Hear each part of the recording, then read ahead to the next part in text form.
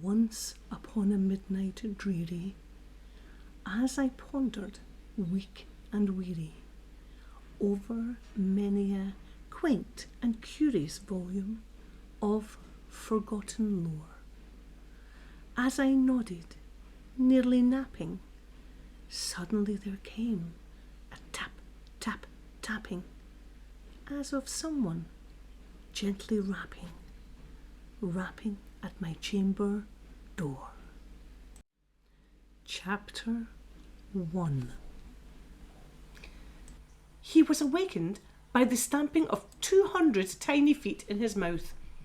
A reflex cough sent the millipede cascading across the floor, curled up in a protective ball like a tiny pebble. It bounced 3 times, then came to a rest, pausing for a moment before unfurling its segmented body and carrying on its business unperturbed by the sudden flying lesson. "Little shit!" Connor cursed out loud, still spitting and wiping his mouth. "Go make a nest somewhere else!" His words fell uselessly, the millipede having no ears to hear them. He was sure it was the same one that he had discovered trying to get in his ear a few days ago, much to his disgust. Resisting the urge to stamp out its tiny insect life, he sighed and pulled himself to his feet, stretching and debating on what he needed to do today. It was still a few hours until sunset when he would start his routine patrol of the ancient castle, a popular and frequently visited tourist attraction.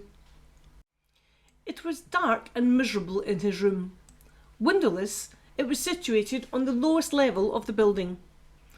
It was off the beaten track for visitors. They didn't make it to the lowest levels of the dungeons, and Connor was surprised there wasn't water running down the walls, as he was sure they were well below ground. Still, it was his and his alone, no rent to pay, and the faint glow of an electric light filtered through the door, illuminating the room sufficiently. The corridor lights allowed safe access to the main generators, situated just at the end of the narrow stone passageway. The entrance to his sanctuary lay just below the passageway. It was like a small offshoot, almost a large alcove, which could have been the remains of an old oubliette. He had been here a long time and had grown accustomed to the quiet hum of the machinery in an otherwise silent sanctuary. Some of the cables ran along the floor outside his room, and he was careful to step over them.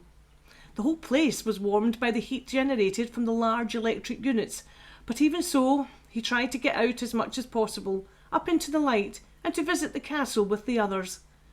But when his shift was over, he would make his way back down into the depths of the building, as there was nowhere else he could rest. Rising, he climbed the seemingly endless spiral stairs from his quarters to the first floor of the reconstructed keep, the dull electric bulbs barely lighting his path. Stepping into the bright and well-illuminated main banqueting hall, he blinked and paused. The light flooded in through large stained-glassed windows, which would have been more at place in a cathedral. Connor admired the attention to detail in all the wooden beams, flooring, and the fireplace, so big that you could sit a family of 6. He had to admit it, the National Trust had done a brilliant job. It looked great, although he felt the larger windows weren't true to the original building. He stood staring aimlessly out what should have been an arrow-slit window, but were now 3 long, slender, brightly coloured arches with the family crests emblazoned on them. Connor was startled out of his muse by a gaggle of visitors being herded towards the main building by Agnes Fraser, the tour guide. Connor really liked Agnes. She was ancient, but she could shift like lightning if she needed to, especially if someone ignored the sign about no photography. He had never understood why they thought it would damage the tapestries adorning the walls. Yes, perhaps in the past the flashlights of the old-style cameras could have affected them, but these modern cameras and phones really didn't have an impact.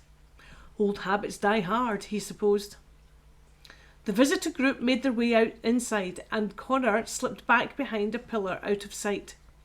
Guards weren't supposed to be seen during opening hours. He listened with a smile to Agnes talk. He'd heard it a million times before. In fact, he was sure he could recite it word for word. She recounted the checkered history of the castle from when it was built in the early 11th century to the present day. The family no longer lived here. The National Trust had taken over the maintenance of the place, and archaeological students loved to hone their skills in the restoration of the more ruinous sections. It was hoped the entire castle would eventually be back to its former glory sometime in the future. Connor himself was very familiar with the history from the 14th century onwards, but it was nice to hear the anecdotal stories from Agnes. He watched the group move around the room, taking in the tapestries, the furniture, and the general atmosphere of a building that had seen some serious action. If the stones could talk, they would have some spectacular tales. As the group had their back to him, he took his chance to nip across the hall and down the short flight of stairs that led to the kitchen. A frown creased Agnes's face as he flitted across the floor. She was facing her gaggle of tourists, so had a clear view of him darting across. Damn, Connor thought to himself. He was going to be in trouble. He was sure she had seen him. As he was glancing over his shoulder at the squinting eyes of Agnes, he almost ran headlong into a thin and formidable woman dressed in a neat black uniform. "Shit, sorry," he exclaimed as he stopped short in front of her. "Just what are you doing in here?" The woman's words were laden with icicles, a soft and menacing voice behind which lay all sorts of threats. I was just getting out of the way. There's a visitor group heading round in the tour," Connor stammered. Miss Peacock was not to be tangled with. If she had a first name, no one knew it. If she had a husband or life outside of her job, no one knew that either. As the official housekeeper in every sense of the word, she was strict, stern, and terrifying in her own right. Her dark eyes glistened in the stairwell, her thin, pinched cheeks colourless and drained, her lips drawn into a disapproving line. She looked over his shoulder and listened to the sound of shuffling feet and the faint voice of Agnes. "Well then," her voice lost its threat and her lips softened slightly. "For once, you seem to be using good sense and staying out of sight." She sighed slightly in annoyance. The visitors kept the castle going, but they were an inconvenience she could do without, messing up her routine and dragging all sorts of muck into her clean floors. Her latest team of cleaners were not as diligent as she would have liked, and they needed to be kept on top of. However, it was not the done thing for her to be seen by the public, so she stepped to one side to allow Connor to pass. She watched him disappear down into the kitchen and shook her head. That boy needed to be kept in line. She liked him, but goodness, he was such a flitterby. Head full of nonsense and no common sense. She sighed. The problem was that he hadn't been particularly well educated. She had taken it upon herself to teach him to read. With an age of around mid-20s, she had guessed, though she had never asked him, he was still a bit naive. His job as a guard was the making of him. Still, there was a lot of work to do to get him moving forwards. As she heard Agnes approach the top of the stairs, she turned and drifted off silently, discreetly heading for the upper floors to stay out of the way. Connor stepped into the kitchen, relieved that Miss Peacock was in a pleasant frame of mind.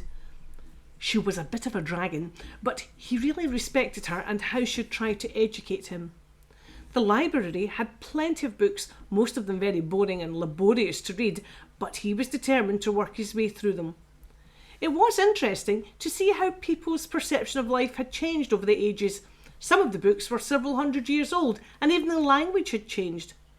Nowadays, Connor felt things could be said much more plainly, directly, and with a little flourish. Sometimes he liked a bit of a flourish when speaking, but mostly he was happier with the modern day way of talking. He stared at the creepy dummies dressed up in period clothing. 18th century, he guessed, poised as though acting out day-to-day duties. To be honest, it was very impressive. They were very lifelike, and the attention to detail was astounding. From the food right down to the cat and mouse in the corner. It was a great display. Still, it did give him the creeps, especially when he was patrolling the section late at night. He half expected them to come to life and chase him. He shuddered slightly at the thought and disappeared quickly outside into the small kitchen garden. He slid along the wall, trying not to be seen, as he stepped into the woodlands surrounding the castle and rested on a log in a small clearing. He listened to the gentle rustle of the leaves above as the wind whispered through, telling tales of faraway adventures, no doubt. Connor was a bit of a romantic at heart. He had a vivid imagination but lacked the language skills to write or even speak his private thoughts. It was something he was hoping Miss Beatock would help him with.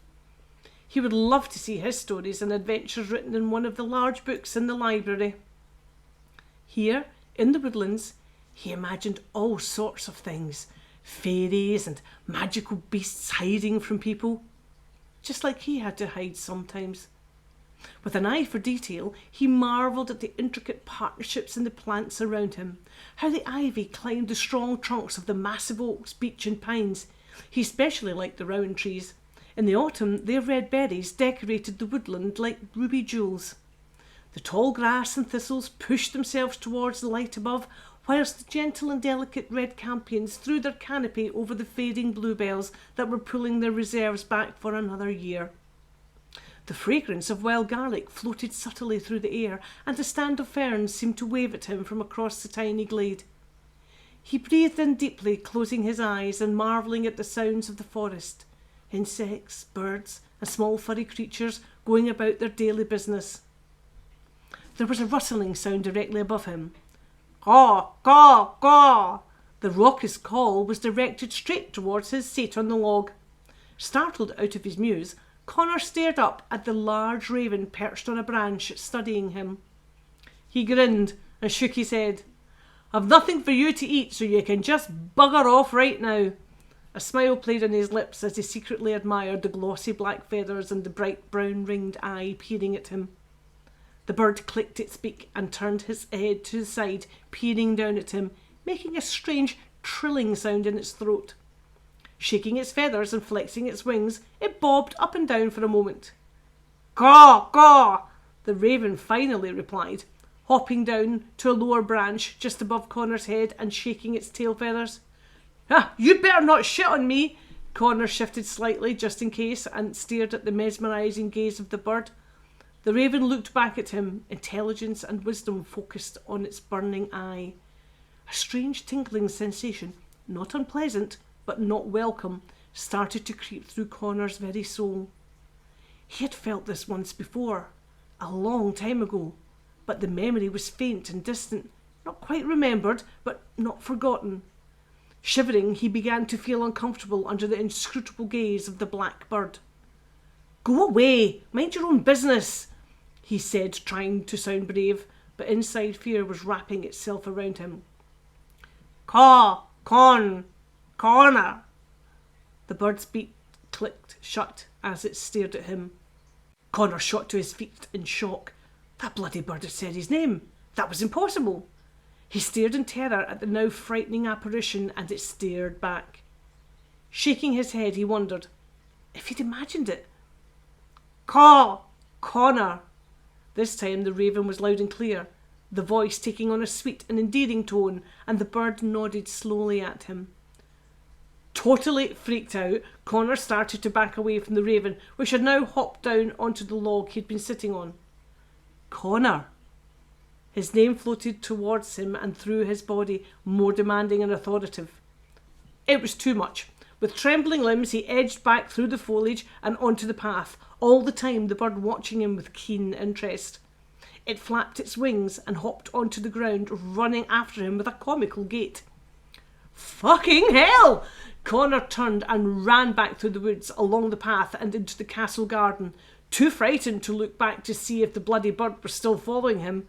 Things had just become horribly terrifying. If you want to read the full first chapter of The Raven, then please go to the website www.crackinggoodbooks.co.uk. You have a nice, nightmare-free evening.